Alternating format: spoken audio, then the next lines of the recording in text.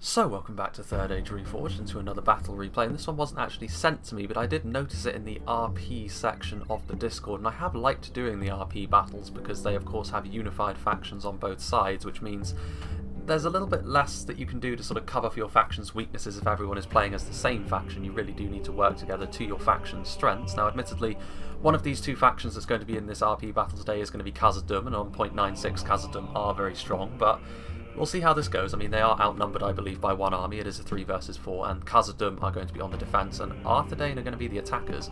So it's going to be the DUNEDAIN of Dayne against the Dwarves of Khazad-dûm, so make your predictions. Now, even when they're outnumbered by an army, I would still say that due to Dayne's lack of AP in melee, Khazad-dûm can, and obviously Khazad-dûm's very high strength in general, Khazad-dûm could be considered to have a pretty decent advantage here. Now, this isn't the easiest fortress to cover. We have seen this one before in the RP series as well. There's a lot of surface area for the dwarves to cover, so the numbers of Dayne could work to their advantage here. And there are some units, particularly the DUNEDAIN from Dayne's ranks, which will be able to do some pretty decent damage. Stuff like the Rangers and the Troll Slayers in particular, which sort of make up really the only melee unit that Dayne can bring that have got AP. Most of their AP, usually they're pretty reliant on their lance cavalry, which obviously their utility in a fight like this is going to be very limited if they have brought any at all. We'll go through the attackers first of all, I think, because then we can see how the defenders have set up when we go through them. So we'll start off with this army here in the south. Dayne played by Rules 1. So let's see what army he has brought today. He's got some Evendim archers here at the front, obviously cheap archers, which not too surprising to see from the attackers in this sort of situation where they're going to be a little bit more aggressive. And you can see in the background there that Rules has dumped his money into other forms of ranged firepower. So these guys are just going to be here to do what damage they can. The dwarves obviously very heavily armoured, good shield values for the most part as well. So the damage they can do is going to be limited, but still the support is going to be welcome, especially against the dwarven archers, which are the one exception really to that. 2 pieces of siege equipment as well, a trebuchet and a catapult, which in this situation I would certainly say is worthwhile. Khazad-dûm are always going to have the quality melee advantage of 0.96 over Dayne, and Dayne honestly aren't too bad in that department either. So it goes to show how strong Khazad-dûm really are, but obviously both for peeling away the outer sections of the fortress and for dealing damage to any dwarven blobs, these 2 pieces of siege equipment could be very, very important indeed. There's a lot of siege towers and ladders over there as well. You can see over here that Rules as General is going to be in the Wardens of the North, which are AP archers, which again a very wise pick, purely because they are an archer which can deal a lot of damage to the dwarves, and they can deal a lot of damage to any dwarven unit really with those AP arrows. And obviously when all is said and done, when they're finished sort of picking and choosing their targets from the dwarven ranks, provided they can get into position, they're then not half bad in melee either. So again, a good choice I believe. And then we can see a classic Dayne Phalanx. Well, actually not so classic, because usually you see the Evendim Spearmen paired with the Dayne Pikemen for sort of maximum efficiency in terms of the amount of money you're putting in, because that's obviously a very low amount of money. Militia spears and basic pikes won't run you too much, generally speaking. But he's decided to pair them, I should say, with some Dayne men-at-arms. Neither of them have got the armour upgrade, but in all fairness, the dwarves have probably got the tools to sort of deal with any armour upgrades they would bring anyway, so it probably wouldn't have been worth it.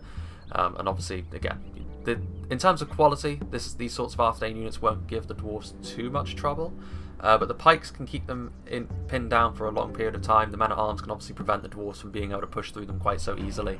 And doubtless Rules has brought some DUNEDAIN units as well, because obviously this army is far too small, even with 2 artillery pieces. He will certainly have brought more units. I would expect the Rangers, and I would certainly expect some Troll Slayers as well. So moving on now to the Western army.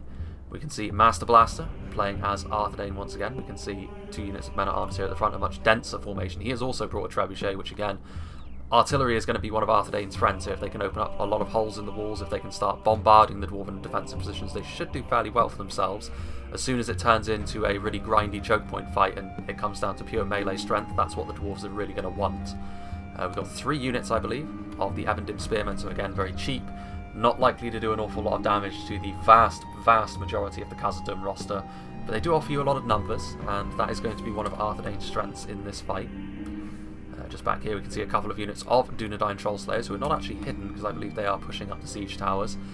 Very important part of the Dayne army, because again, like I said, they are really the one and only genuinely AP unit that Dayne can bring on foot.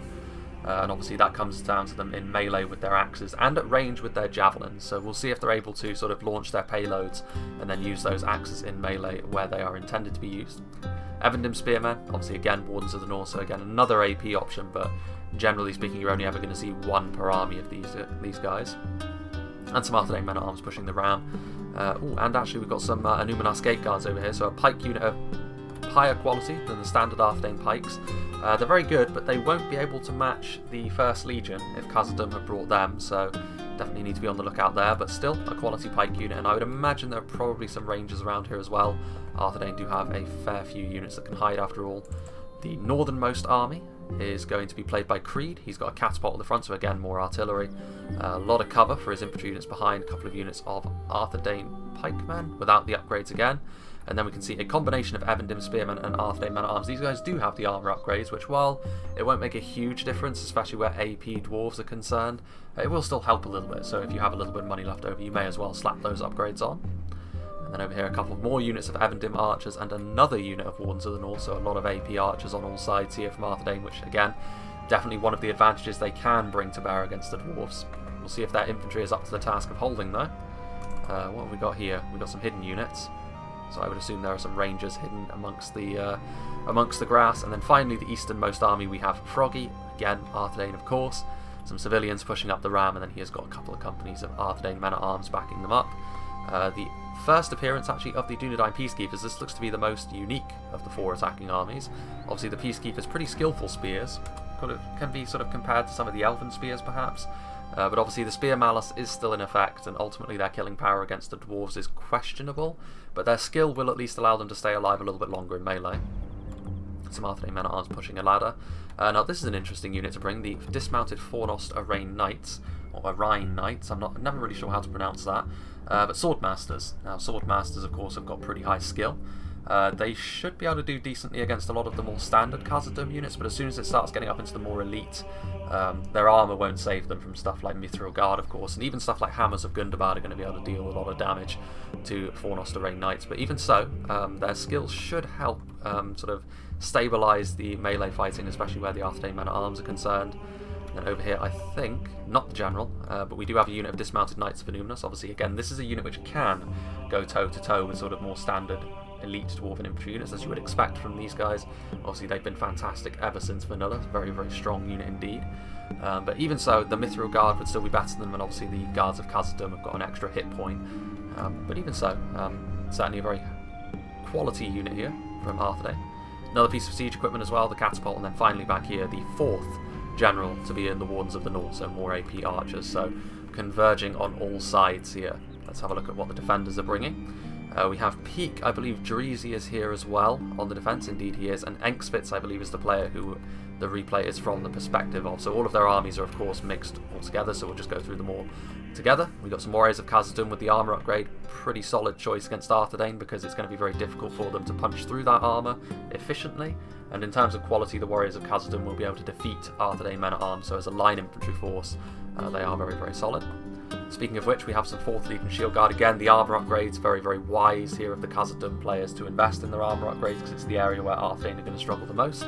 And of course, the 4th Legion in .96 do not suffer the Spear Malice, so essentially they are line infantry with the mass of spears. The anti-cavalry bonus, of course, is not really going to come into effect unless the Grey Company are one of the hidden units and they stray too close, but it's very unlikely that the Grey Company will get close until their ammunition's been expended anyway. Got some 2nd Legion Axe Guard, again with the armour upgrades, and their AP is going to be very, very useful at dealing with the more bread and butter units from the Arthedain roster. Some Sentries of Khazad-dûm, again pikes, which again 1-to-1 should be able to defeat standard Arthedain pikemen without the armour upgrade. Numenor Gate Guards are better than them, but there's only 1 unit of them in the attackers, both on either side of the gate here. No one up on the walls there.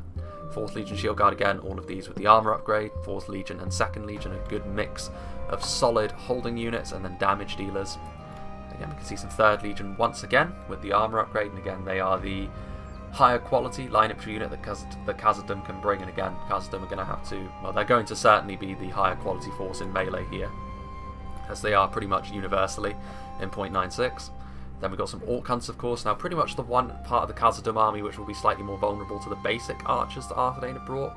But even so, they are certainly going to have an advantage when it comes to damage. So we'll see how the skirmish fight goes. We'll see if Khazad-dûm can be drawn into wasting their ammo on the Evendim. Of course, we have the 1st Legion. It wouldn't be a Khazad-dûm defence without them. Naturally, very, very good at holding the line. Very, very tough to break down from the front. Arthedain are probably going to have to look for other methods to destroy them, such as the Wardens of the North, or maybe hoping the artillery can deal with them. Khazad-dûm Reclaimers, of course, in 0.96, they're still AP. Axe Throwers will not be AP in 0.97, but they will have higher base damage. But for the time being, the AP will be very welcome at dealing with some of the stronger Arthedain units. Some Hammers of Gundabad, I was wondering if they had been brought by anyone, and obviously very much focused around their AP in melee. So again, just like the Second Legion a little bit more tanky, Hammers of Gundabad a little bit more aggressive. We'll see if their AP can be used to its fullest effect. Some sentries, we've got a ballista as well, perhaps designed for sniping out the enemy artillery, but there's so many enemy artillery pieces that it might be difficult to get them all with the ammunition that that artillery piece has. Engsvit's general, going to be in a Legion bodyguard unit, obviously a very safe place for him to be, buffing the morale of his nearby troops as well. Sons of the Fallen, obviously fantastic spear unit. 4th Legion, Legion bodyguard from Peak, that's his general. 2nd Legion Axe Guard, 3rd Legion, all of the Legion units out in force. 1st Legion, upgraded Warriors of Khazad-dûm, and more 3rd Legion, obviously direct access to the town centre really from Creed. But I imagine Creed they're probably going to hold back while they bombard the city for a little while. At least that's what I would assume Arthedain would do with all that artillery. More Orc Hunters over here, some 3rd Legion. Just curious to see if there are any Mithril Guard knocking around. 3rd Legion, Hammers, more 3rd Legion, a lot of 3rd Legion. So some quality line infantry here. 4th Legion, and we do indeed have some Mithril Guard from Engsvit, so obviously the AP on these guys, fantastic unit. 1-to-1, they should be able to defeat anything Arthedain can throw at them. But obviously it probably won't be 1-to-1 if Arthedain have anything to say about it. Orc Hunters of Khazad-dûm over here. Some miners, just some chaff, but AP chaff. Some more Mithril Guard from Dreezy. 3rd Legion there. 4th Legion again guarding the front line. Orc Hunters with stakes. 1st Legion and 4th Legion. Legion bodyguard over here, backed up by some 2nd Legion back there. So all of the Legion bodyguards are where the generals are at, so at least it'll be easy to keep track of the generals in all the Legion bodyguards and Wardens of the North units. That's pretty much going to do it. So primarily Legion units, a few lower tier units as well, but it's a very quality Khazad-dûm force as you would expect when they are outnumbered. But without further ado, let's begin. And this is a long one, 53,000 frames, which is what leads me to believe that Arthedain are certainly likely to try and press home their artillery advantage by peeling away a lot of the walls. And attacking several places at once with their superior numbers is definitely going to be the play here for Arthedain, I think. Trying to get their ranged units into a good position as well, the Wardens of the North and those Troll Slayers, is going to be absolutely key. Because if it turns into a just straight up brawl, Khazad-dûm are able to beat just about anyone in this patch other than Imladris can certainly do something if they go for a heavy quality build, but Khazad-dûm are just so well rounded and it's almost impossible to bring a bad infantry force with them.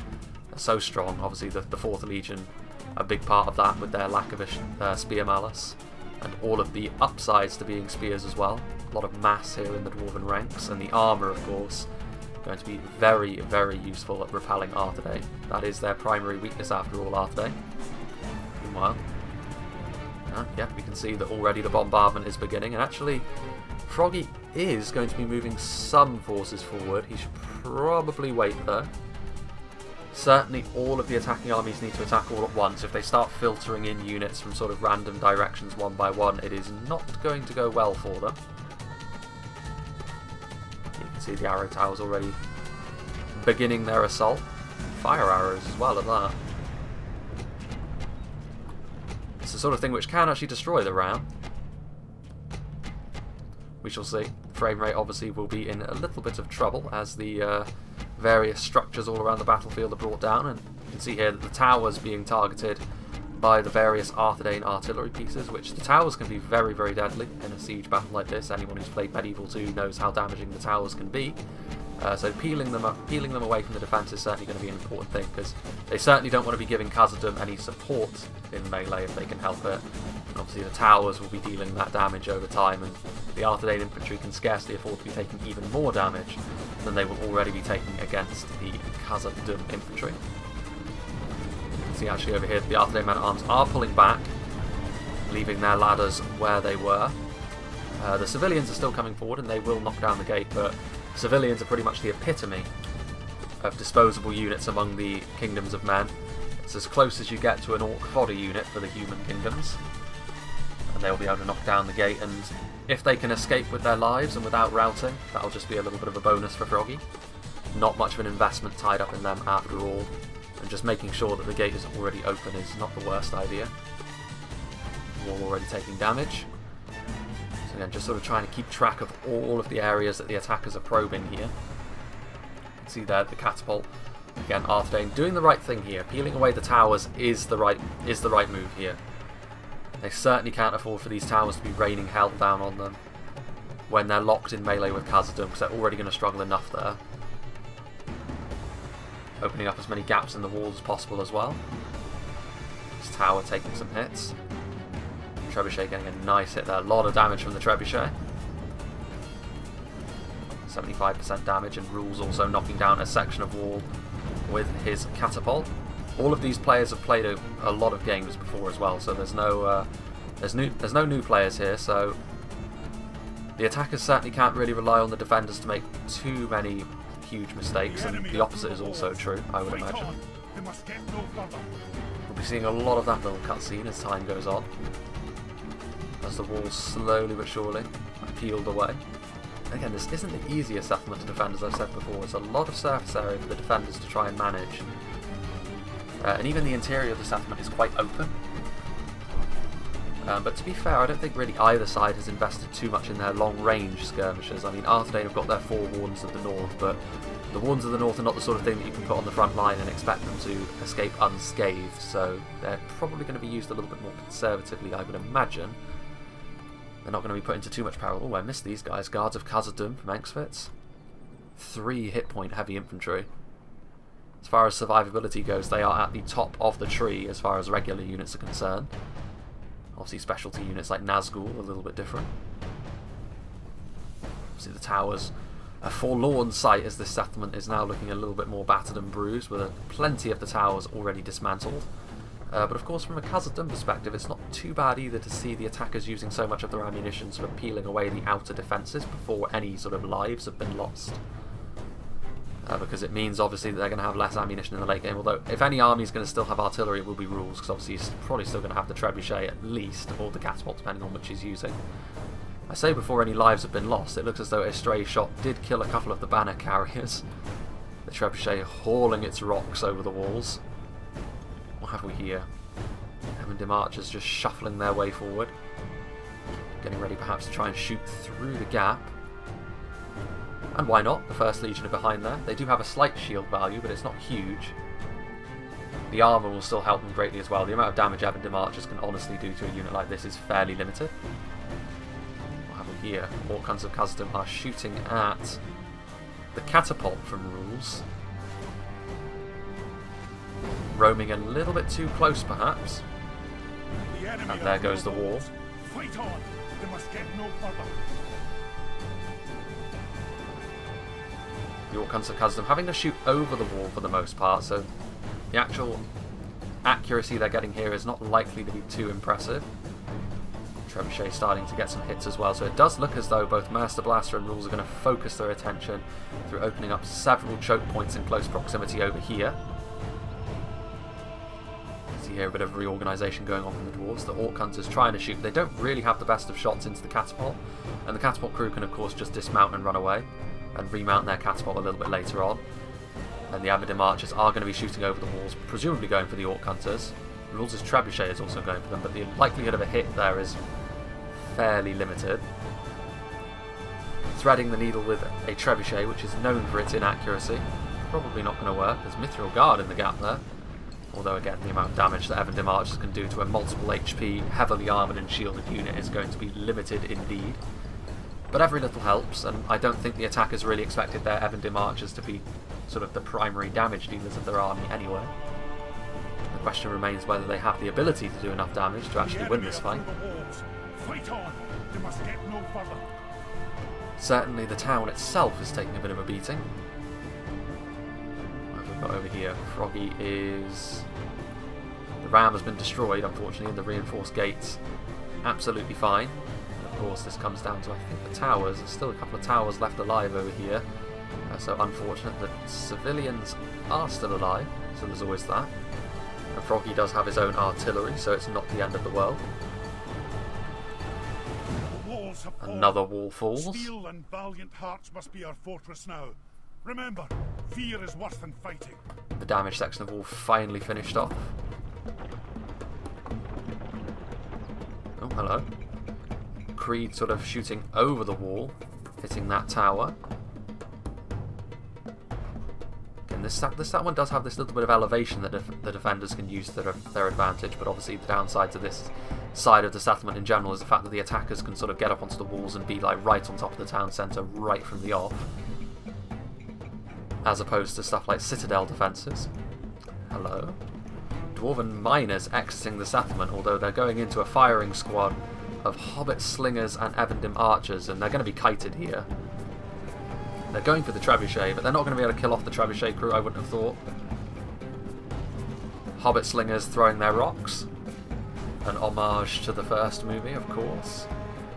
And they're not going to be able to catch the hobbits. Obviously, dwarves not really renowned for their speed in these games, although the hobbit slingers there, immediately shaken. The towers starting to do a little bit of damage. The orc hunters also shooting from atop the walls.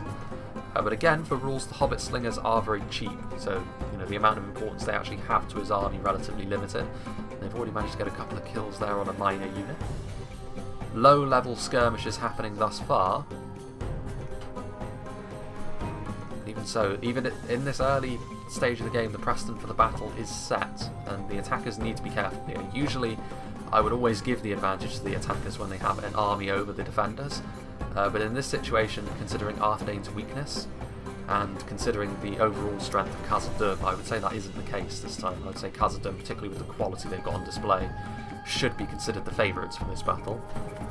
A defensive siege is where the dwarves are most at home. Meanwhile, you can see here the Dayne men-at-arms remounting the ladder, perhaps going to sort of pull the ladder back a little bit. They certainly shouldn't go in all on their lonesome, because they are unlikely to meet with much success at all. This unit over here is making a beeline for the wall. Again, the Dayne men-at-arms, there's nothing wrong with them by any means. They are, you know, a solid line infantry unit, especially when the armour is upgraded, it must be said. But against Khazad-dûm, it's, you know, the quality gulf is simply too much. In this battle here, the Dayne men-at-arms are going to be there literally to hold the line, not to get kills at all. Against the orcs, it may be a different story, where basic human line infantry can do pretty well against sort of the lower echelons of the orc armies, but it's certainly not a low-tier orc army they're going to be fighting.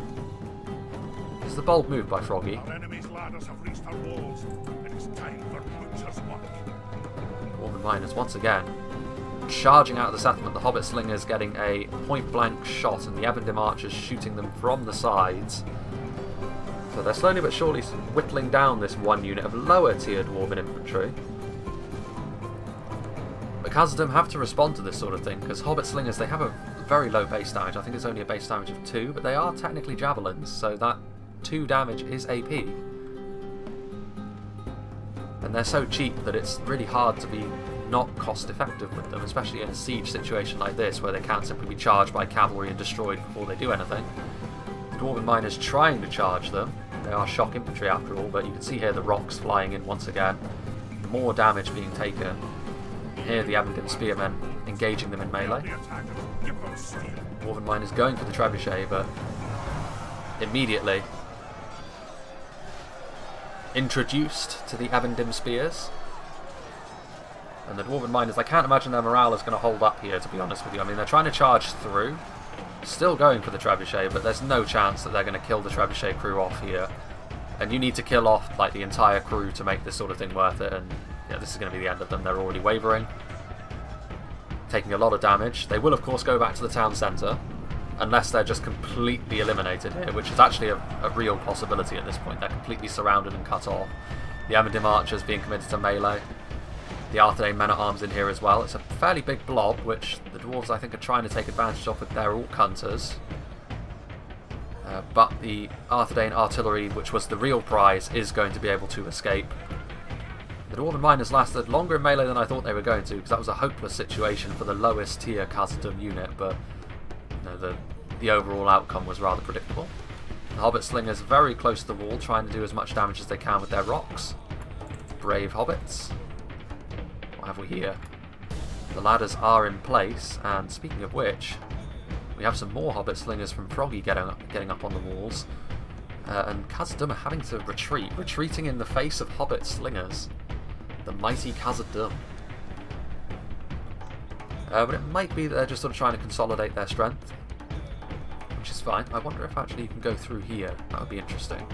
That is an archway, like you'd think you'd be able to go through here, but settlements like this are always a little bit funny as to what you can and can't go through. See here some 3rd Legion. Creed sort of edging his way forwards as well. Dayne trying to be as meticulous as possible about this, and they need to be, otherwise it's going to go poorly for them. Creed sending up his own Hobbit Slingers as well, so technically another AP option for Dayne that I hadn't considered there, because I so rarely see them. More of a novelty unit than anything else, for the most part, but here, being used to be genuinely effective, at least as far as a unit like that can be. Bleeding numbers away from this unit of Orc Hunters. I can't imagine they're going to stay around for too much longer, however. Taking damage from those towers over there. Having Archers getting into position. Master Blaster sort of edging his army a little bit closer under cover of those siege towers. Well, Dayne making their way inside the settlement unchallenged here. The Orc Hunters having to pull back. Thinking of getting in there, but the Dayne men-at-arms chasing them off. The Orc Hunters do pull out dual axes in melee, and no slouches in melee, but they certainly want to be using up all their ammunition before they're forced into a melee scrap, even against more basic units like the men-at-arms. 4th Legion Shield Guard moving forward, and with the armour upgrade they are going to be, certainly going to be enough to deal with a single unit of Dayne men-at-arms. Hunters getting into position, and of course Khazad-dûm can set up a defence position here quite comfortably, because the gate, unless Froggy uses his artillery to open the gate, that will remain closed, which is good for him, of course. Creed sort of moving his army over in support of Froggy. He's not going to go directly for the town centre then, which is probably for the best considering the strength that is over there. Hello. Ooh, a nice hit there. Right into the centre of that unit of Orc Hunters. Another hit, but it was basically exactly where it was before, so not quite as damaging. Another tower falls. Good play so far by Dayne. Of course, the real litmus test of whether this is going to go well for them or not will be when the assault starts in earnest. At the moment, it's just been sort of lower level skirmishes as they sort of set the stage for when they do move in. Meanwhile, here a nice volley right into the front of the Orc Hunters there. Now, obviously the Orc Hunter are a unit of far higher quality than the Evendim Archers, but these lower tier archers are very well known for how efficient they can be. In .96, the Orc Hunters of Khazad-dûm, again having to use their ammunition on the Dayne archers, which of course in the late game could prove to be very key if Khazad-dûm have got no response to the Wardens of the North, because that would be 4 units of AP archers. Meanwhile, here we can see the Hobbit Slingers trying to get into position to harass the Dwarves even more, but the Dwarves well and truly had enough of their bullshit now. The Mithril Guard chasing the Hobbits away. Some of the finest warriors in Middle-earth chasing away some Hobbit farmers with rocks. They're going to run, they're already shaken, although this is going to bring the Mithril Guard right out into the open. Should allow some ranged units to start getting some hits off, and the Wardens of the North, if they were in position to take advantage of that, could have been a pretty nasty volley. And I think that's kind of what they're maybe hoping to do. Rules again, just using those rocks. Not likely to get much in the way of kills on the Mithril Guard with those Hobbit Slingers, but that damage will add up, if you can eat away at their hit points, of course. And here we can see the first melee engagement within the settlement. Peaks 4th Legion Shield Guard in Shield Wall, throwing off the initial Dayne assault. Obviously civilians and Dayne men-at-arms is certainly not something they're going to struggle with hugely. Come the men-at-arms as well, and especially not now. A company of sentries of Khazad-dûm helping to shore up that line, and that is a very effective front line indeed. Lots of mass, lots of armour. The range that a pike phalanx will give you as well. The civilians are not likely to enjoy this. Shovels and pitchforks are not going to be able to punch their way through dwarven armour with too much ease. These Evendim archers trying to shoot at something. What are they trying to go for? There's a big blob of dwarven units over here. Orc Hunters. Again, when you shoot upwards into the air, particularly with militia archers like this, you see an effect like this where the arrows just sort of come down very disparate from one another, not very accurate. So I don't think the Dwarves will be too worried about those Evendim archers up there. What they might be a little bit more concerned with, however, is if Dayne are able to get a unit up here on this wall, because the dwarves don't really have anything that can immediately respond to that, and I did see the DUNEDAIN Rangers moving with intent from Creed there. If they were to get up on this wall and shoot into the dwarven position, the dwarven armour and shields will certainly help them, but the body piercing can do damage to so many units at once that Rangers are still effective against the dwarves, especially if you can shoot them from the side or the rear where the shield doesn't come into play. Well, heading over to this lower section of the fortress once again. I can hear the sounds of battle as the Hobbit Slingers, I think they've finally bitten off more than they can chew as they find themselves sandwiched between the Mithril Guard and some 4th Legion that Engsvit's also sent out of the settlement. So there you can see the Hobbit Slingers routing off. They might return. Well, if they keep routing into the Mithril Guard, they won't return. Routing through the Mithril Guard. If they had like 50 men left in the unit, then they would probably return. But I mean, this is the moment for Master Blaster's Wardens of the North, if he can help it. The Mithril Guard are, you know, they're out here. If they can take advantage of this quickly, Arthur Dayne, they could finish off one of the more deadly units of dwarven infantry in the settlement. But they need to be quick here, because the Avendim archers are not likely to be able to hold them in place for long. And you know, this is, if the Mithril Guard are able to get back into the settlement, that can be considered a win for the dwarves, because they managed to get rid of the Hobbit Slingers, the annoying Hobbit Slingers, and do a pretty decent amount of damage to the Avendim archers without too much damage taken in return. And the Mithril Guard will be able to escape indeed. These Arthur Dayne men-at-arms forming a defensive line outside the walls as the dwarves continue to counter-attack. Thinking better of it though, because they realise that they are outmatched. Maybe a little bit foolhardy there from Master Blaster. If he was going to put a unit there, he would have to be prepared to keep them there. But the 4th Legion scaring the Arthur Dayne men-at-arms off without reinforcements is not going to go too well for them. But now you can see that several units of Arthur Dayne men-at-arms and Avendim spearmen getting their siege towers to the walls, getting ready to take the high ground. Interesting indeed. Meanwhile, see over here, the Hobbit Slingers are up on the walls. They are taking a lot of range fire, but again, I don't think Arthur Dayne will mind that. If the dwarves are having to sort of use all of their archer fire on very low tier units like Avendim archers and Hobbit Slingers, that's going to free up stuff like the Rangers, in particular the ones of the north later on, to really cause some havoc. Here you can see the Khazad-dûm. It looks like a fairly even fight, but the quality of the Khazad-dûm units here is greatly in excess of the Arthur Dayne men-at-arms, of which the vast bulk of the Arthur Dayne assault is made up of. And the longer this fight goes on, the less cost-effective it's going to be for Arthur Dayne, unless they can get some ranged unit in position to try and take advantage of this small blob of infantry. I mean, the catapult is here. It might be able to get some point-blank hits, but this is also opening the catapult up to a little bit of danger, unless the catapult's already used up all of its ammunition, in which case they're probably trying to disrupt the dwarven formation. Obviously a classic tactic this, trying to sort of make it so the dwarves are not quite in position. Of course this does work both ways, but keeping their shape and staying in formation is going to be much more important for the dwarves as this battle goes on. So yeah, the catapult must be out of ammunition. Froggy would never do this otherwise. But that catapult is going to be parked right in the dwarven formation. Although the catapult is actually going to go right through the dwarven formation, so the crew itself is probably going to be absolutely butchered.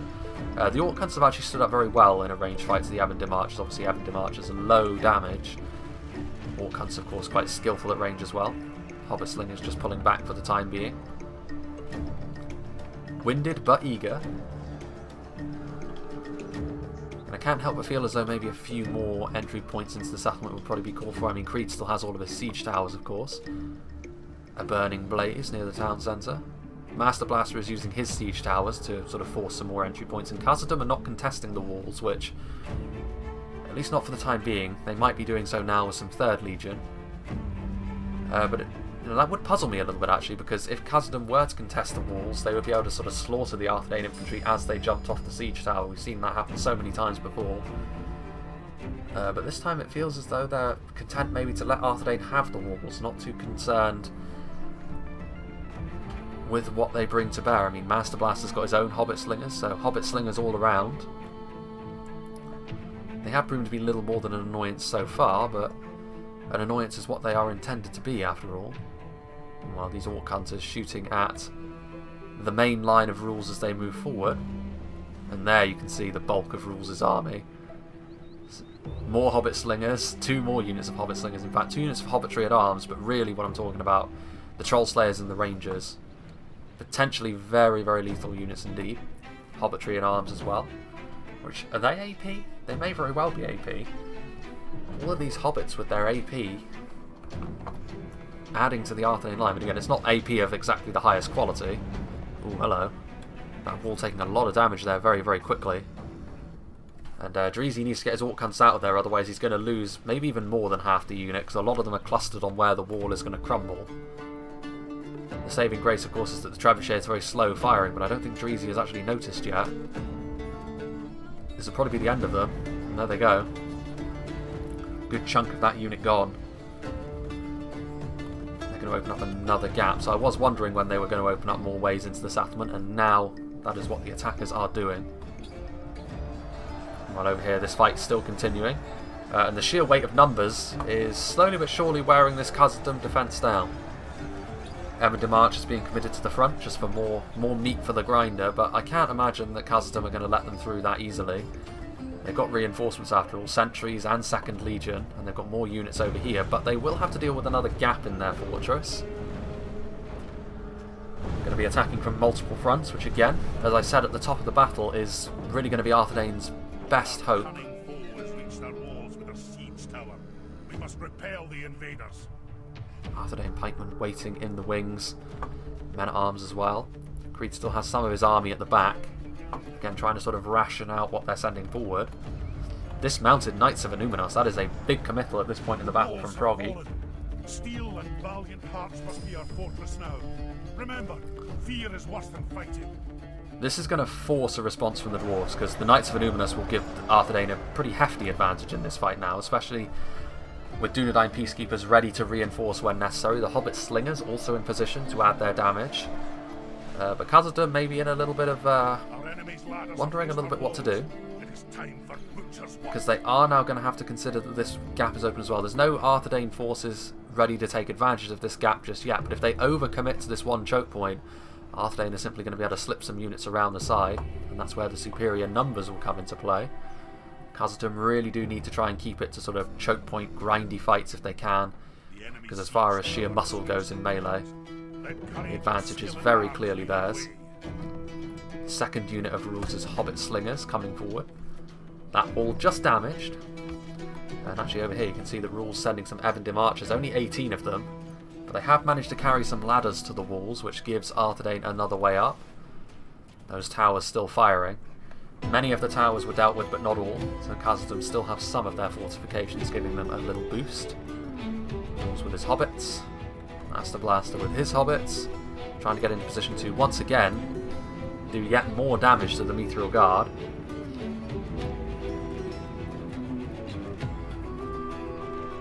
Again, what would win? The finest armour in Middle-earth? Or some pebbles? So far the armour has stood strong, but they've had to take a lot of rocks. So we'll see how that progresses. The Mithril Guard maybe trying once again to counter-attack out the settlement, but they need to be careful at this point, because a lot of the Arthedain forces are a little bit closer to the walls now. And if they get caught out of position by too many units of men-at-arms and pikes, they could find themselves utterly overwhelmed. Saving Private Dwarf would then have to be brought into effect. Khazad-dûm would need to commit more of their units outside the walls than they're probably willing to do in order to save them. Now we can see that Khazad-dûm are now trying to contest the walls with a unit of 3rd Legion. And the 3rd Legion with the armour upgrade, needless to say, far superior to the Ebendim Spearman Master Blaster, recognising their superiority and retreating, but that siege tower is now ready to be used. Again, the choice of when Arthedain sort of decide to spring their assault is pretty much all important here. They've been very patient so far, as evidenced by the fact that we're not even halfway through the battle in terms of frames yet. Oh, here the warriors of Khazad-dûm, I did notice them shuffling across, and they are now up on the wall over here, perhaps ready to try and attack from the rear, but there's enough Arthedain forces in this part of the city now that I don't think a single unit of upgraded warriors of Khazad-dûm would be enough. There's a lot of pikes. You can see here that these Dunedain Peacekeepers are ready for the attack through the walls, and the Peacekeepers are skillful enough that that would be a little bit more of a struggle for the warriors of Khazad-dûm than they would probably be expecting. The Dismounted Knights of Innuminos, you can see now the 2nd Legion were committed forward to help, and their AP helping greatly against the Arthedain onslaught. You can see the civilians now routing off. The Dismounted Knights of Numinous, the only unit of genuine quality in here, and that is sort of being exposed a little bit here by the AP from the 2nd Legion and all the support they have. So now, to counteract that, Arthedain are going to send forward some pikes of their own.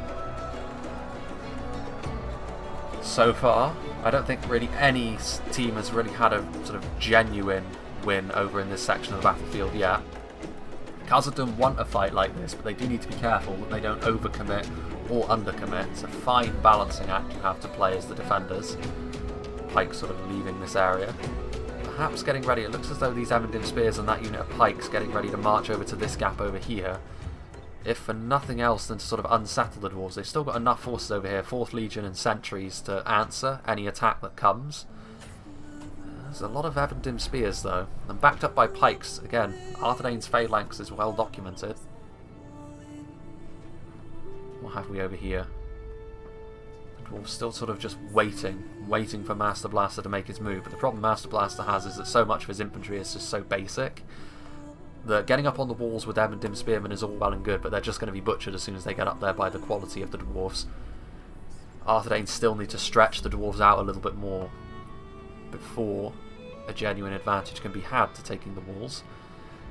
And of course, ultimately the goal will be to get their Wardens of the North into a good position to start bombarding the town centre with their AP arrows. There's still the matter of the Dwarven Ballista that they have to deal with as well. And the Dunedain Rangers are firing. Rules has decided that now is the time to start shooting some AP arrows. Is he going for the 3rd Legion? I mean, he has pretty much the perfect shot on them. Indeed he is. Body piercing. With the armour upgrade, you know, they will be quite resilient to this sort of thing, but the body piercing is capable of dealing damage to a lot of the unit models. And after a period of being fired upon, this 3rd Legion will probably not be looking quite so healthy. What have we here? They're going after the Hobbit Slingers, which is some respite for the Arthedain Dunedain Rangers there, because the Rangers would certainly be a juicier target than Master Blaster's Hobbits. Those Hobbits have still been throwing their rocks, however. There's another Dwarven defensive position over here, and those pebbles, deadly, able to fell some of the mighty 4th Legion. Although once again the Mithril Guard, this time with Dreezy, being used to sort of scare these annoyances off. I've loved the use of the Hobbit Slingers so far in this fight. Time will tell whether the damage they've actually inflicted has been sort of telling or not. But even so, you can see here the Mithril Guard once again getting ready to go out of the settlement. There's another unit of Hobbit Slingers waiting for them. These Hobbit Slingers still taking an awful lot of damage from those Orc Hunters of Khazad-dûm up on the verge. So what will be the reaction to this? I mean, the Dwarves of Khazad-dûm have chased the Hobbits a long way. They really need to be very careful. Oh, hello, cavalry.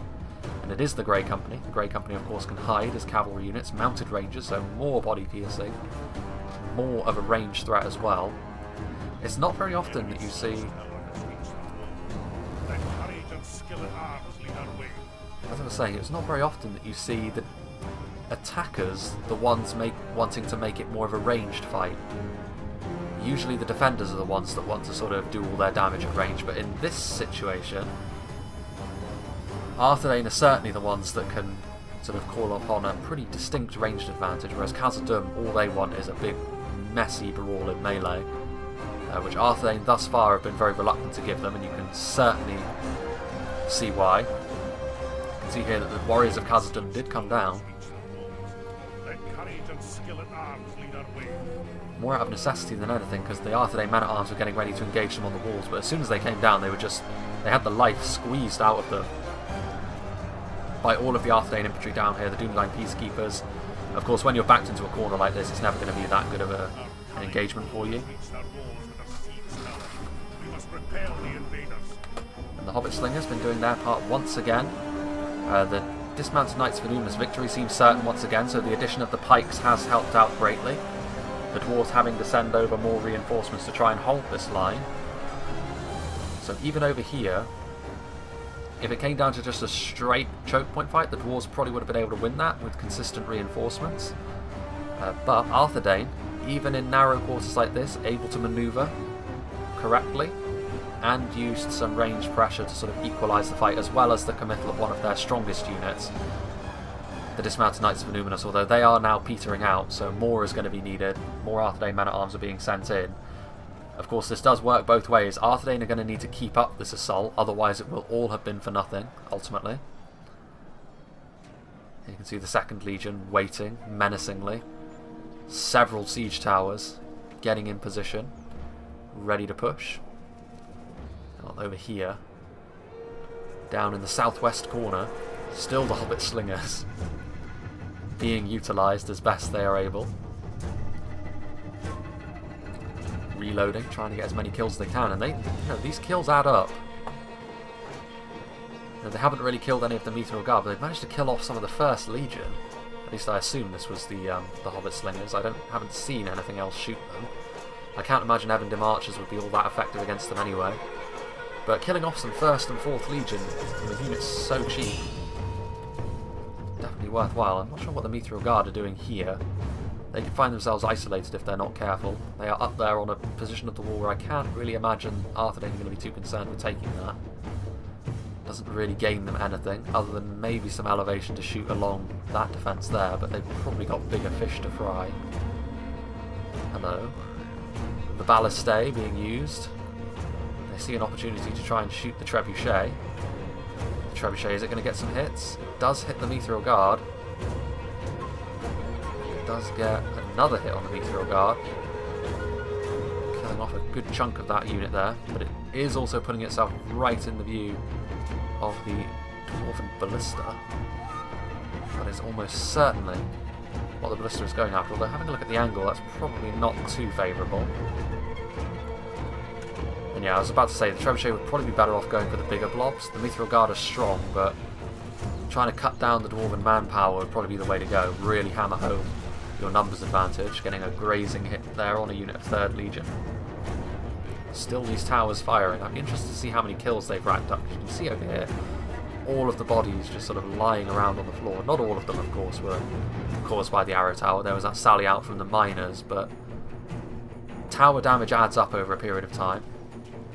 Again, a grazing hit there on the Legion bodyguard. Not huge damage, but we'll see. I mean, the Trebuchet's certainly already done its part in this battle, peeling away some of the fortifications, but a Trebuchet is so expensive, you really do need a little something extra from it a lot of the time. Meanwhile, the dwarves starting to flex their muscles a little bit over here, but defeat seems certain. That surprises me. There's a lot of Dunedain peacekeepers on the front line, which are skillful, but I mean, honestly, well, actually, you can see the Arthedain men-at-arms, which actually did try to circumvent the defence, pushing out over here. But I don't know, I mean, you can see some Rangers getting into position there. Orc Hunters, 4th Legion. The Dwarves still have plenty of reinforcements, but so do Arthedain. But even so, this is certainly the kind of engagement you would imagine the Dwarves will do quite well. Arthedain trying to do their best to sort of break things up by sending units to flank around. But it's questionable how much a single unit of Arthedain men-at-arms is really going to achieve. Again, there's nothing wrong with this unit per se, but considering the calibre of unit they're up against, very much outclassed. 4th Legion heading back to the heading back in the direction of the town centre. What have we here? These siege towers just sort of waiting with ill intent. There's still a clump of dwarven infantry over here getting ready to answer any Arthedain attack through this choke point, which I think eventually Arthedain is just going to have to throw caution to the wind and go through here. But I think what they're probably waiting for is for Master Blaster and Rules to start making moves on the other side. As soon as that happens, we'll start to see moves made all across the settlement, and that will be when the battle is won or lost for either team. And you can see here that Arthedain are ahead by 1%, which is interesting. Usually the defenders go ahead in these sorts of battles, but Arthedain have been very cautious. It's not really been a typical defence so far, so I'm not really sure the standard metrics work. Getting some sort of minor kills on Mithril Guard and 1st Legion. There's such a high quality unit that it's not a waste. Rules using his Trebuchet here. So it wasn't Master Blaster's Trebuchet. I wonder where his has gone. Surely it hasn't been destroyed. Ah, there it is. I'm just blind. Legally blind. Still, these siege towers just waiting, biding their time. A lot of relatively low quality infantry ready to sort of try and take advantage of that. However, the Hobbit Slingers once again moving forwards, trying to get some damage done. so far, MVPs. Just throwing their rocks again, harassing this front line.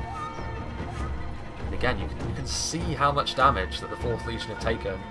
And even from, again, a unit that only has 2 missile damage, you can see the effectiveness of AP. AP is a very important trait. It's very desirable to have, especially against the dwarves.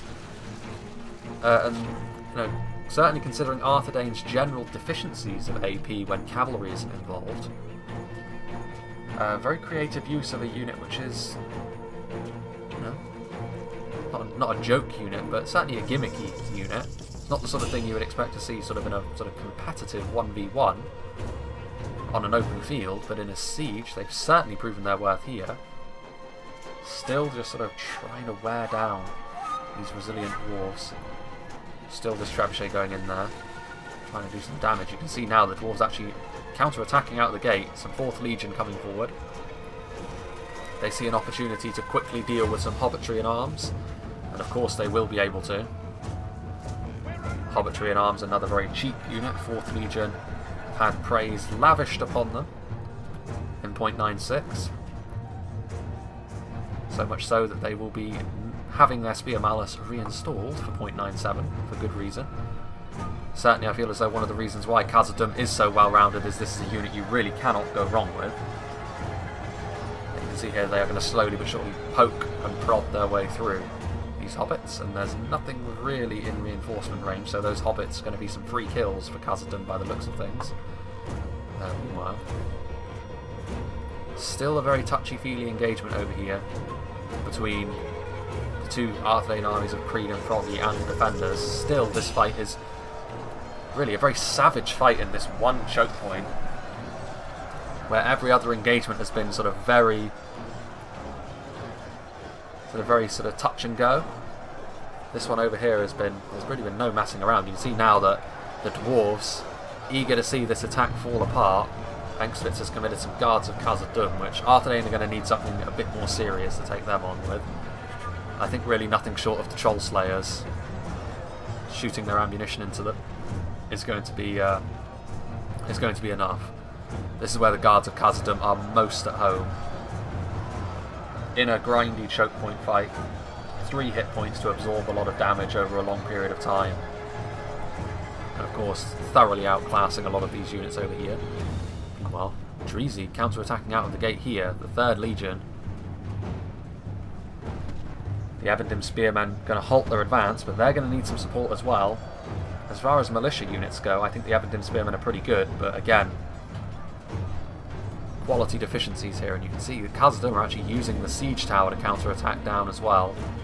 Some of Creed's upgraded Arthur Dayne men-at-arms are in close proximity, but this is going to require a response. I feel as though Arthur Dayne felt as though they had a little bit more time to just do as they pleased over here, and the dwarves, rightly actually I think, counter-attacking.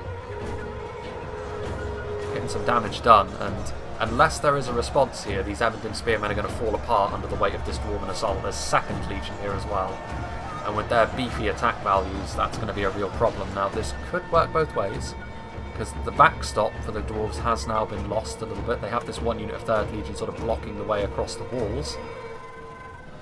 But,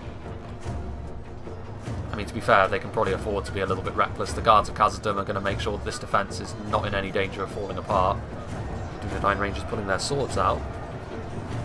Men-at-arms in position. Take a quick look down here in this corner of the fortress. Still, well, you can see that Master Blaster is now committing some of his forces to the walls. The Arthur Dayne men-at-arms taking their position. Again, all it's really going to take is for Khazad-dûm to respond with any one of their higher quality units, and the Arthur Dayne men-at-arms will be thoroughly outclassed. But I feel as though we're probably starting to see the beginnings of a fight in earnest over here.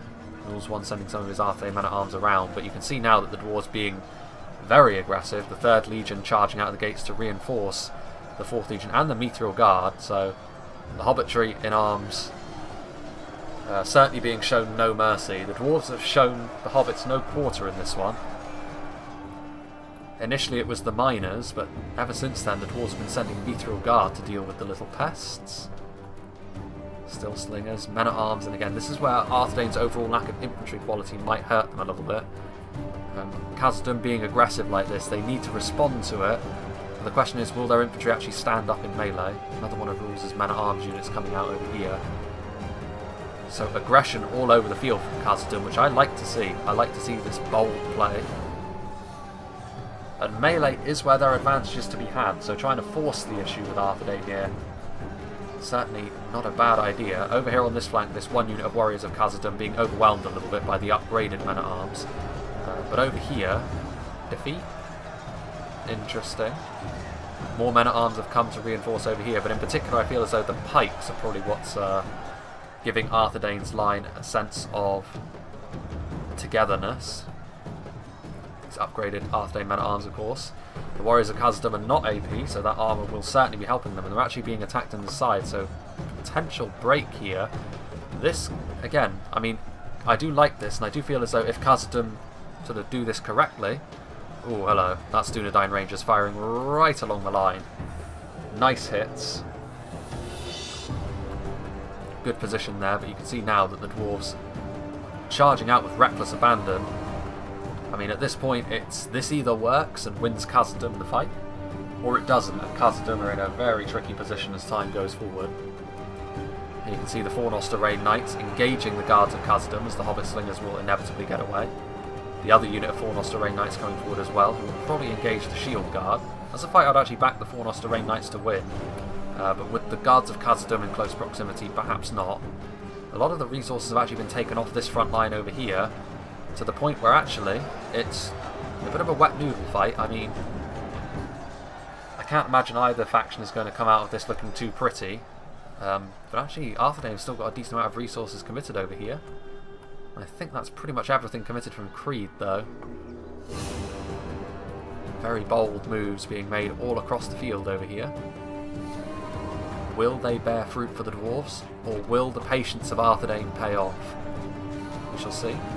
These men-at-arms units who are outclassed in melee, but this is actually where the manoeuvrability of the Grey Company will come into play, so a good pick here from Master Blaster. Cavalry, even in a sort of densely packed siege like this, is not a complete waste given the if certain conditions are met.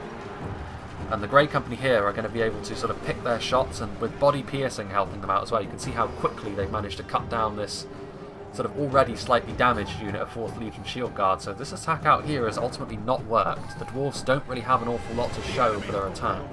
Look to our defense, or all is lost. Really, all they have to show for it is forcing a unit of Hobbitry and arms off the field, but in return, Arthedain may very well have been able to force off a unit of 4th Legion, 3rd Legion, potentially even the Mithril Guard. And at this point, the dwarves, I think their only choice is to go all in, as evidenced by the fact they're continuing to send men outside the walls.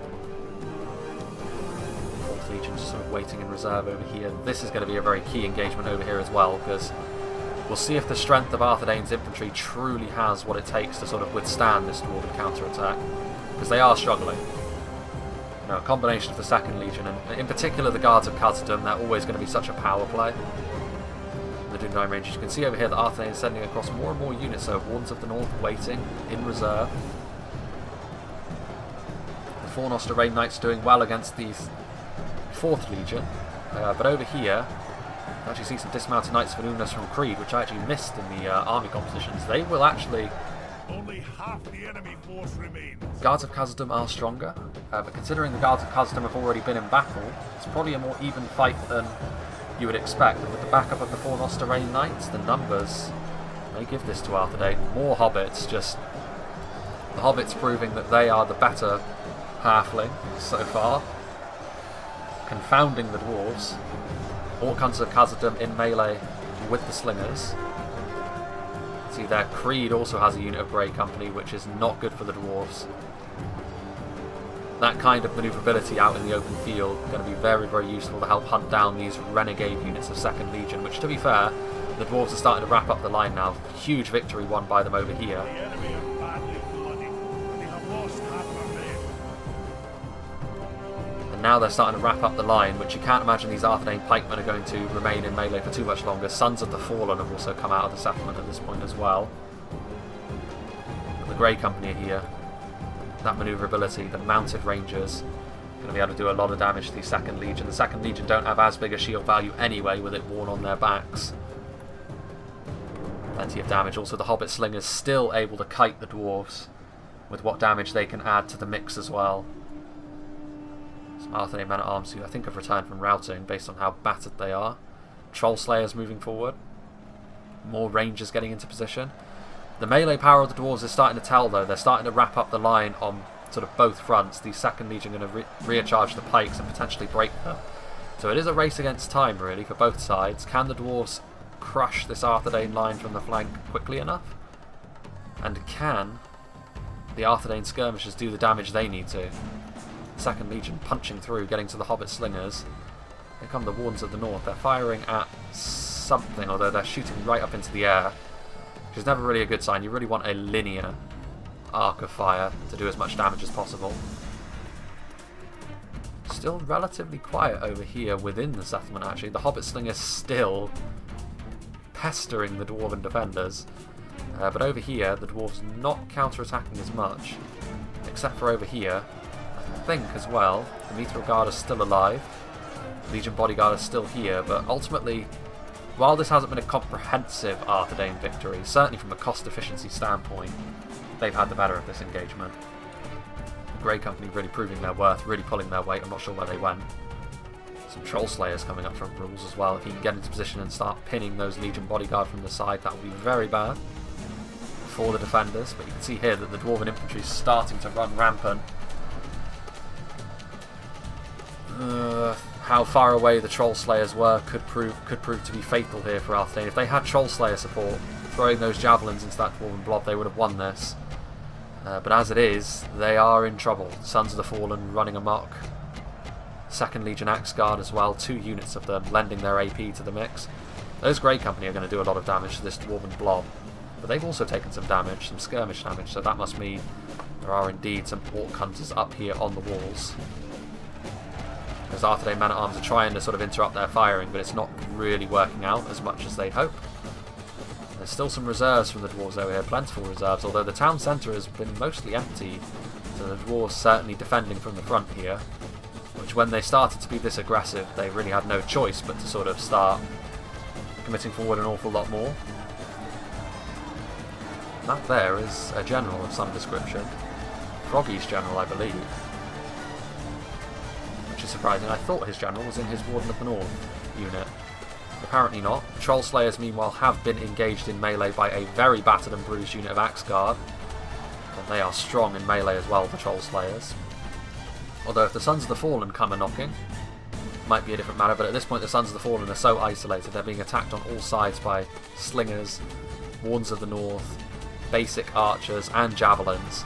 So it's only a matter of time before this unit finds itself utterly vanquished, another unit of javelins as well. So yeah, this unit of Sons of the Fallen is all but forfeit at this point. They chased too far. Really, they should have cut their losses, won this infantry engagement, which they could have, I think, and then tried to retreat back inside the settlement. Trying to chase Arthedain too far out into the open field would have just allowed them to split their skirmishers and use them brutally effectively. To brutal effect would probably be a better way to put that. And the Sons of the Fallen definitely proving to be the ones who are suffering the fullest effect of that. The Grey Company taking damage there, they're out of ammunition at this point. Charging into Sons of the Fallen is still highly questionable. One of the strongest spear units in the game, but even so, I mean, they scarcely have anything to lose. They've certainly, if they've used up all their ammo, then they probably have enough kills to have justified their pick. The manoeuvrability they offer obviously very good as well. More DUNEDAIN Rangers coming back. Troll Slayer's going to finish them off in melee now. The Sons of the Fallen vanquished. Good synergy there from the Arthedain skirmishers, as there has been throughout the whole battle. If there was going to be a way in which Arthedain were going to win this fight, it would definitely have been with their skirmish force. Pure melee. The Dwarven armour would have been too much for them, but you can see now regular archers, AP archers and javelins are going to be the problem for the dwarves. At this point they'd be better off, I think, retreating back inside the settlement, trying to force choke point fights again, rather than being out here in the open field. Meanwhile over here, still a very sort of reluctant to move in Arthedain.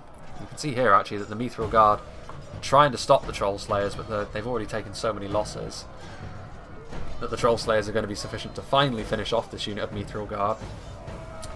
What a rotten day for them.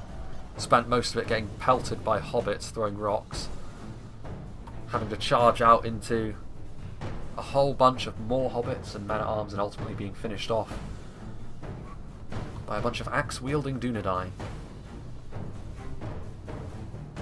The enemy general flees like the coward he is. Press onward and break the spirit of his army. That must be Froggy's army then, because I think all of his units were, well, most of his units were engaged in this melee fight over here, which Guards of Khazad-dûm and Legion Bodyguard and 2nd Legion Axe Guard and all sorts of units, 2 units of Legion Bodyguards, that's 2 generals that are out here. That is a bold move, although at this point I mean I guess the dwarves have already committed so much that they might as well.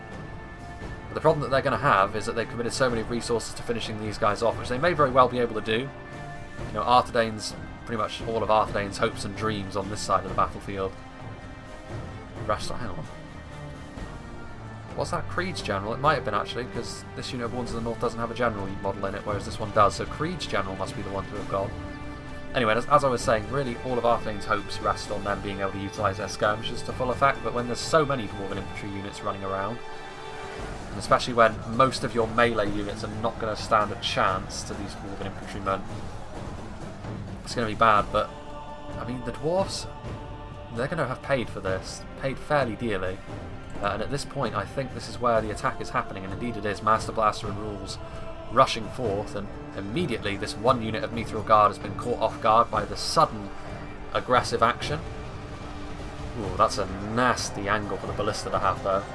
Lots of damage being dealt to these lower tier units, but these Mithril Guard could find themselves just overwhelmed by sheer force of numbers. And with so many of their resources committed to chasing the other 2 armies out of the settlement, there's so much ground which is completely undefended for both Master Blaster and Rules to occupy. The question of quality will still come into it, whether or not these Arthedain infantry units have got what it takes. We shall see. 4th Legion. Rules also revealing he had a unit of Grey Company all along. These Troll Slayers proving to be too juicy a target for the 1st Legion and the 4th Legion to pass up, but with the assistance of that Grey Company, I think already actually the Troll Slayer should have the advantage here. The tower is trying to help the dwarves, but neither of those 2 units are multiple HP. The Troll Slayers are, and they have that AP. Meanwhile, the dwarves are now pulling back in their entirety actually, and that will leave Creed and Froggy somewhat intact. Naturally, their armies are a little bit battered and bruised after that very aggressive push from the dwarves, which, I don't know, the dwarves are running low on resources. Arthedain have used theirs very, very well, I must say. Even sort of units of lower quality they have used to their fullest effectiveness, squeezing every last bit of value out. This unit of Arthedain men-at-arms would probably be fortunate to escape from this engagement, however. Maybe a little bit too exuberant, but Master Blaster certainly trying to take as much territory within the city as he possibly can.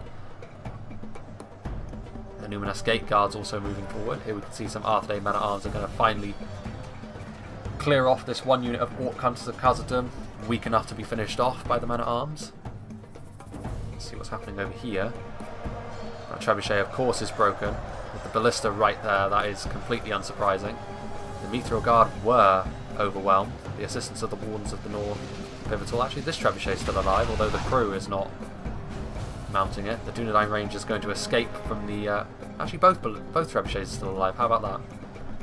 The Dunedain Rangers are going to try and escape from the wrath of the Ballista.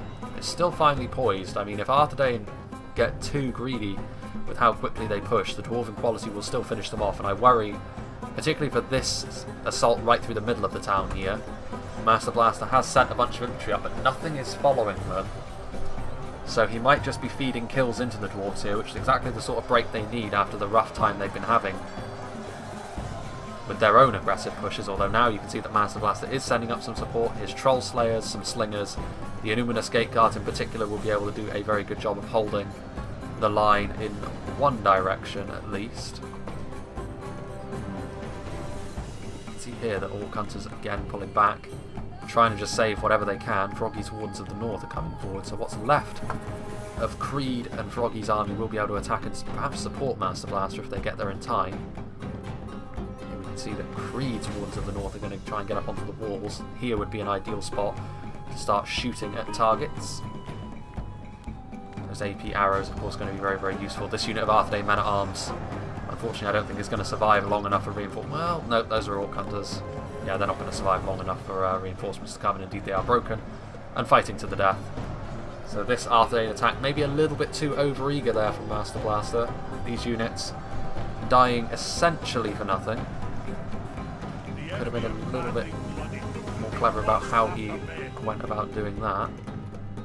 Meanwhile, this Dwarven front line also proving to be a little bit too strong, although, I mean, to be fair to Master Blaster, these tactics certainly would have worked if his units were of higher quality, but Arthedain men-at-arms and Evendim spears are just not going to be up to the task of defeating a strong, upgraded Khazad-dûm front line.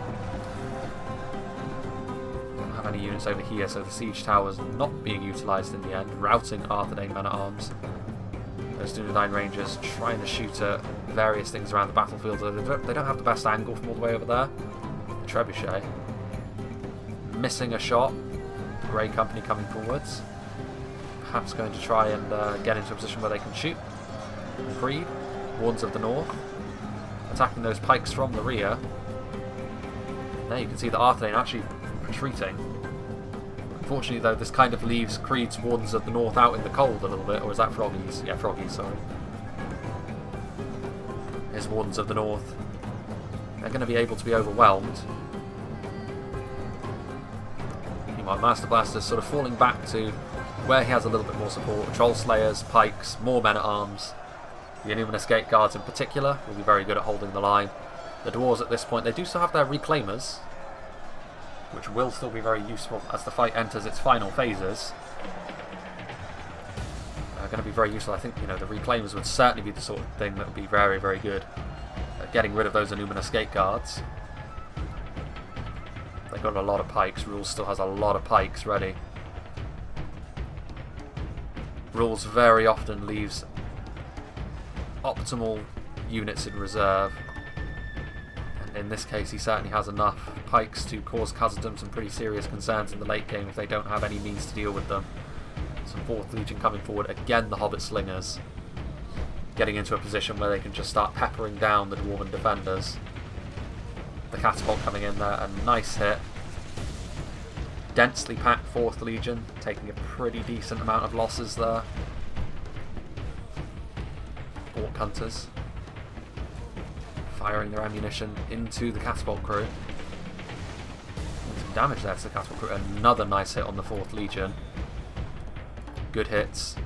The Slingers able to get a point blank hit. The Evendim Archers will charge into melee and cover the Slingers as they retreat, I assume, unless they break, of course. Grey Company still alive, although being hounded. DUNEDAIN Rangers and Troll Slayers, javelins and body-piercing projectiles. I'm very surprised that the Orc Hunters tried to push through Troll Slayers. Troll Slayers are going to butcher pretty much any unit that tries to do that, really, unless you're of extremely high quality. But some of the quality Khazad-dûm units have already been used up. They still have a few, of course. Legion Bodyguard are peak. They've already seen battle outside the walls, of course. The Reclaimers trying to do some damage to this blob of Arthedain pikes, which, having a look at them from the front, it's a lot of pikes, and a lot of the Dwarven pikes have already been used, so Arthedain are now going to be able to have a ranged advantage in melee. Rule still has his Grey Company. That's a very nice position as well for the Wardens of the North. In a really good position, able to get a perfect hit here onto the Khazad-dûm Reclaimers, which is a worthwhile target to go after. Because while, you know, you're probably not going to be able to stop them from firing the vast bulk of their ammunition, they are actually a pretty strong unit in melee as well. Worthwhile to use their ammunition on. And at this point in time, probably one of the stronger units that the Dwarves have left. They've still got some Legion Bodyguard, of course, but hitting the one on the front line is going to be a little bit more difficult with your own pikes in the way, so I can certainly see why the Reclaimers were made the target. These Troll Slayers. See there's some DUNEDAIN Rangers up on the wall. Khazad-dûm infantry trying to sort of hack their way through the Troll Slayers, but easier said than done. As I mentioned at the top of the fight, really the one unit in the Arthedain line which is really very effective at fighting this sort of infantry force. Meanwhile, The Evident Archers, amusingly, fighting the 4th Legion Shield Guard to a standstill. They have a sort of partial surround up on them, which is helping. But even so, you'd expect the Evident Archers to lose pretty heftily. The support of those Hobbit Slingers, obviously, very much appreciated. While this Dwarven push still goes on, although I feel as though all the ground that the dwarves have made up, chewing and mulching their way through all of these low-tier Arthedain units, is ultimately just going to be brought to an end by the rules as Wardens of the North and a unit of Dunedain Trollslayers from Master Blaster. And I feel as though that's been the problem for the Dwarven armies throughout this entire fight. They've done damage, but it's been to Arthedain's disposable units, which Arthedain had a lot of lower-tier units, which I was worried about at the start, because I felt like Khazad-dûm's quality would have simply been too much. But as the fight has gone on, Arthedain have used them all really, really well, and they've used their quality units as well, exactly as is needed to deal with Khazad-dûm. Dunedain Rangers getting into position, although they're immediately going to be responded to by the 4th Legion. That is a lot of units. In fact, they need to be careful here, because I don't know if there's a way down. 4th Legion coming up on the walls. There's also Hammers of Gundabad still there. Pretty strong unit in terms of their offensive capabilities. You can see here, oof, lethal. The Grey Company getting a bit of friendly fire, but ultimately if they can do more damage to the Reclaimers and to the Legion Bodyguard, probably worth the lives of a few rank and file pikemen.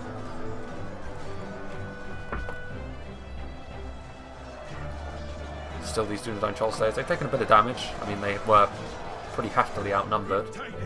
And there goes an Arthedain General. Looks like he was over here as well. So I guess that was here? Yeah, it must have been.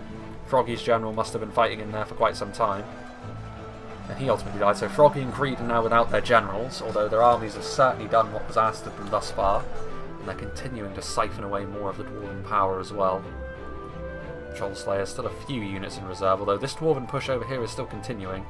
And with the support of Legion Bodyguard, I don't think Creed and Froggy have really got any answer to it. They've got some Hobbit Slingers in reserve, but I think the meme is over. I think, finally, the Hobbit Slingers are probably going to be phased out as this battle enters its final stages. These Rangers were caught. But the Shield Guard are now also being attacked in the side by all sorts of things. There's Troll Slayers in close proximity, the Wardens of the North, more Rangers from Master Blaster, all of these very deadly ranged units, which I'm not sure the Dwarves have really got too much of an answer for anymore. The Ballista is here.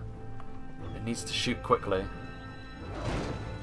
Oh, and it buries its shot into the wall. It was aiming for the Troll Slayers at the front, and they went around the corner too quickly. It's a real shame for Exvitz's Ballista. Buildings still set ablaze. So what do they actually have left, the Dwarves? Legion Bodyguard and First Legion Pikes, more First Legion Pikes. Sentries, they have a lot of pikes. They've got some Hammers of Gundabad as well. Froggy sort of shimmying his Hobbit Slingers along the wall, as well as some Dunedain Rangers. And the Hammers of Gundabad, definitely a fertile target for the Dunedain Rangers to go after. No shield, of course. No shield value at all, unlike the 2nd Legion, who at least have a slight shield value. Meanwhile, these Hammers of Gundabad, they're going to close with the Dunedain Troll Slayers, but with the support of the Dunedain Rangers in melee, you would imagine that once again the Hammers of Gundabad have probably bitten off a little bit more than they can chew, which probably sums up Khazad-dûm in this match, to be honest with you. Nothing wrong with being aggressive, but Arthedain wanted them to attack them in several of these instances, and here immediately you can see the Hammers of Gundabad immediately being shot in the side by Rules's Dunedain Rangers. And this is going to be disaster for the Hammers of Gundabad. They're going to lose body-piercing projectiles, armour-piercing axes from the front, 7 Evendim Spearmen. The straw that breaks the camel's back, as they say. Rules's Grey Company charging in, trying to do what damage it can. Still the dwarves sort of fighting with their backs to the walls.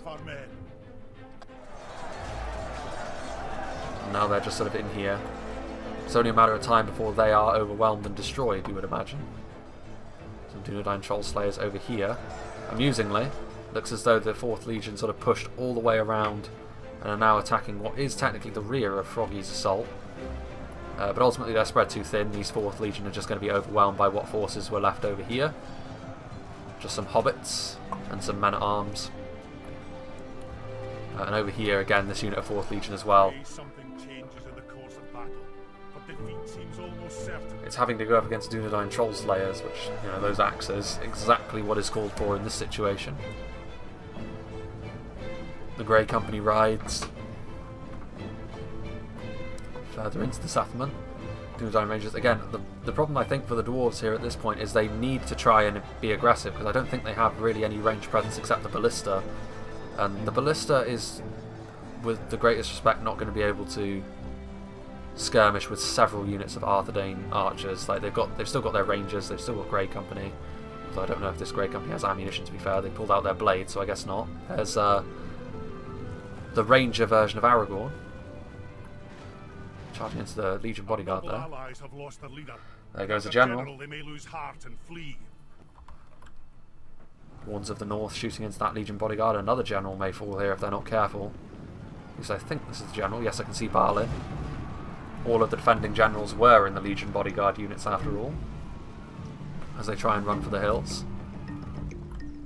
Hobbit slingers shooting from on high.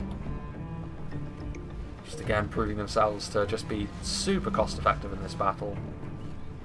Every player has used them well, though rules in particular I think deserves a special mention. Oh dear. Another loss. Dunedain Troll Slayers closing down. And Balin falls. Engsvit's losing his general. And Khazad-dûm, claustrophobia is probably setting in for the defenders here, because I think they're realising that with how much skirmish power the attackers still have left, it's really up to the attackers how this engagement happens. The dwarves can try and close them down, but I can't help but feel as though the same thing will happen to them that happened in both of their sally outs, really, where the attackers just sort of moved their skirmishers back a little bit and pinned them. Kiting is something which is... it sucks when it happens to you, but when the attackers in a siege are able to kite, I'm more willing to accept that than if someone has just picked Rohan and has gone for all horse archers and horse javelins and archers in general. Because that shit's fucking annoying, but this is a little bit more cleverly done, a little bit more nuance to this, and I like it.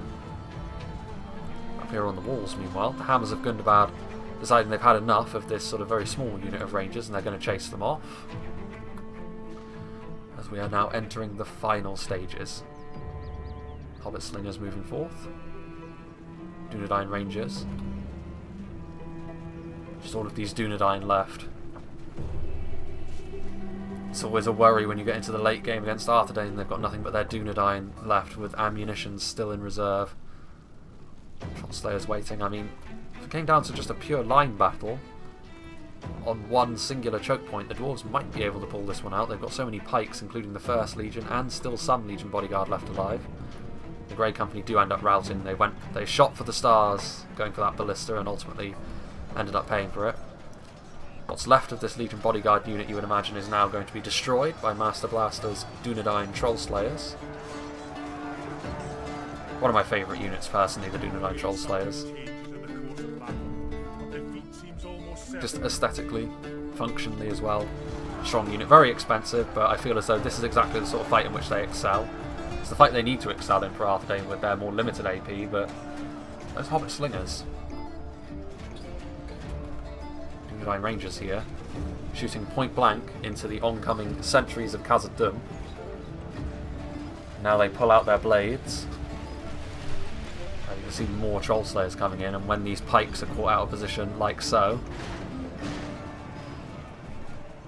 probably bad times for the dwarves ahead, and once again they're being forced to sort of come forward and being picked apart as they do so, which, if there is a way to face the dwarves in 0.96, I suppose this would be it. The last thing you want to do is get into just a big old scrap with them, because there's no better faction in the game at that in 0.96.1 than Khazad-dûm, notorious for how powerful they are. Although these Troll Slayers need a little bit of help. Those pikes did manage to get into formation, and those Wardens of the North bailed on them pretty quickly, although the Dunedain Rangers are ready to shoot right along the line, which is going to reverse their fortunes pretty much immediately. No shields on the sentries of Khazad-dûm, already shaken of course. They don't have a long way to rout, but rout they probably will. Those Hammers of Gundabad trying to get back into position in the town centre, but something changes in the course of battle, but defeat seems almost certain. Dayne beginning to mass up a lot of pikes. Dunedain getting ready as well. If they don't have any ammo, I would imagine the Dunedain Trollslayers are probably going to try and get through on the flanks, focus the damage, and the pikes are just going to sort of occupy them from the front. Could the Hobbit Slingers still have ammunition? Is their Odyssey not yet done? Perhaps not. Be a big job to repair this fortress afterwards. Obviously this is the RP. I don't actually know how repairs are handled in the RP, but Dayne, efficiency was the name of the game. They've done very well at that. Warns of the North able to finish off this force over here, which is going to leave this choke point woefully undefended.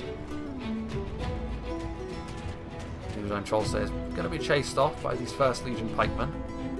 Creed's Warns of the North getting into position on the higher ground. Hobbit Slingers throwing their rocks once again into the 1st Legion pikes. Hobbit's MVP. Sentries of Khazad-dûm charging into a fight where they're obviously going to get overwhelmed. They need the support of the Hammers of Gundabad, but unfortunately you can see here the dwarves really have no choice but to, they've got to try and hold this line. Dayne are getting ready to find any gaps should they push forward, but if they just stand there and take the Dunedain Trollslayers' fire, it's going to be a bad time for them. The Hammers of Gundabad bravely charging into this mass of Dayne forces, but there's so many pikes, so many men-at-arms, and more importantly, so many Dunedain that they're ultimately going to be... their attack is ultimately going to end in failure.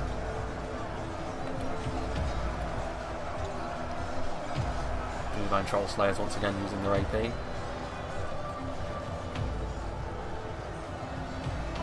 Dayne men-at-arms laying siege to this Khazad-dûm front line. Someone's admitted defeat, so one of the Dwarven players I think has lost all their forces, which I think would be Peak. Front line, Dreezy trying to hold it, but the numbers of Dayne are simply going to be too much. Rules has saved his pikemen for just such an occasion if there was ever any doubt. And honestly, I think even without the pikes here, Dayne would probably be okay. Such is the nature of their victory. Warns of the North.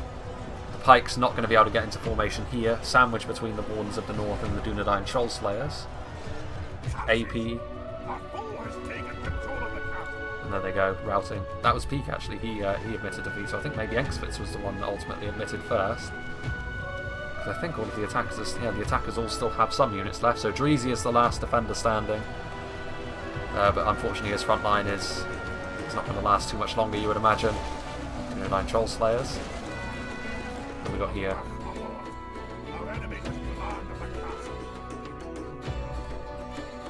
Warns of the North finally finishing off the ballista, as well as the dregs of the Dwarven forces back here. So yeah, that is going to be all she wrote. This sort of smattering of Dwarven forces here on the front line, all that remains, and still just over 1,000 cranes left, which goes to show that even when all is lost and defeat is obviously going to be upon them, the dwarves will keep fighting.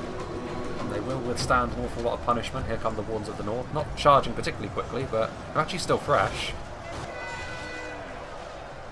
Considering the pikes haven't been in melee for nearly as long, they're already tired, but elite units got a lot more staying power in them. Oof. More likely to get friendly fire here, which, considering the RP, I think, cost efficiency does matter. Well, that is going to be enough to rout them, actually. So what is left? Nothing, I don't think. That is well, he's got some Legion bodyguard in here. Dreezy's general, there is Barley. Very, very narrowly missing a catapult shot. Rules, I think, is trying to kill him off with a catapult. That is a huge amount of friendly fire. Here is Balin. pebbles being used to kill off those Orc Hunters, a duel between Balin and this Warden of the North. The final duel of this battle.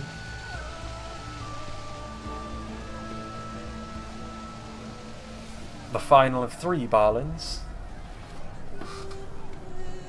Yeah, Khazad-dûm, considering how powerful they are, even with having one more army, I thought Arthedaine's lack of overall AP. Ooh, bisected by an axe. Not a duel in the end. Fortune spat at us today. We can only vow to atone for this defeat by crushing our enemy next we meet. Very nice battle all across the field. Yeah, I don't think Fortune spat in the face of the Dwarves at all. I think it was just good play from Arthedain, because the Dwarves didn't do a huge amount wrong. I feel as though the sally out could be viewed as maybe being a little bit overeager. But I don't think they had a lot of choice, ultimately. I mean, if they allowed themselves, you know, the way the wind was blowing in the battle, Arthedain's skirmishes were always going to be a problem for the Dwarves, and they had to choose how to deal with them somehow, and the aggressive push could have worked. But ultimately, it could have been done a little bit better, but I don't really want to sort of rag on the Dwarves too much, because I don't think they did a huge amount wrong.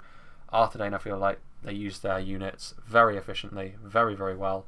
Rules obviously very, very efficient with all of his hobbits, all of his lower tier units. Creed getting the most kills, and I think that makes sense. I think Creed, well, actually I think Froggy probably had the highest quality army indeed, with those level of numbers he probably did, with those dismounted Fornoster Rain Knights, dismounted Knights of Anuminos as well. But Creed getting the most kills. Froggy was the first one in, after all. Creed was the support, probably got the better shots off as well. Engsfitz, however, did get the most kills on the field, so 3rd Legion getting a lot of kills again. A lot of lower tier sort of Arthedain units were really going to suffer at the hands of the Khazad-dûm infantry. You can see obviously Mithril Guard getting nearly 300, Guards of Khazad-dûm getting just over 200, Orc Hunters doing very well at range, the Ballista doing okay, but considering how blob fights could have formed, the Ballista could have expected to get a little bit more than that.